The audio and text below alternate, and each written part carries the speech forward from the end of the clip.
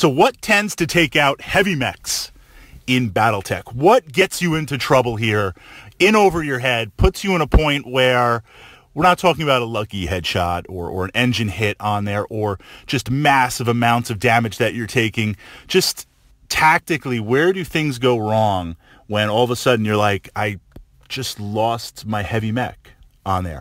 We looked at light mechs. We looked at medium mechs. After this podcast, we're going to look at assault mechs, and I'm going to push all those up to my archive, and the link under this podcast to my blog, we talk about this in a little bit more detail with our mech analysis.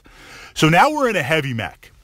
We've got multiple primary weapons. Let's look at the Warhammer, right? A classic mech. And this is independent of specific heavy mechs, but we're using the Warhammer as an example. You've got two PPCs. You've got two primary weapons. You've got a number of secondary weapons, lasers, machine guns, short-range missiles. You've got decent armor. You've got enough armor. Now, certain mechs like the Warhammer, the legs are weaker. Other mechs might have less in the arms on there.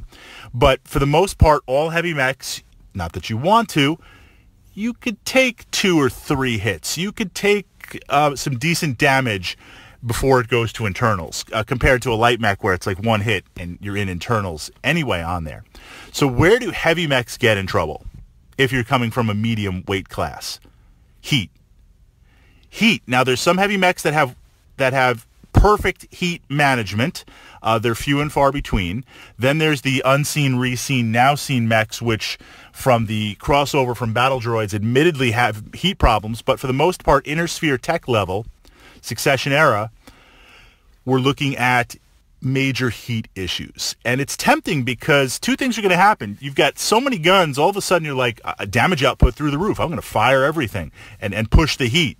And this is even coming from a mech warrior myself who will push the heat on there.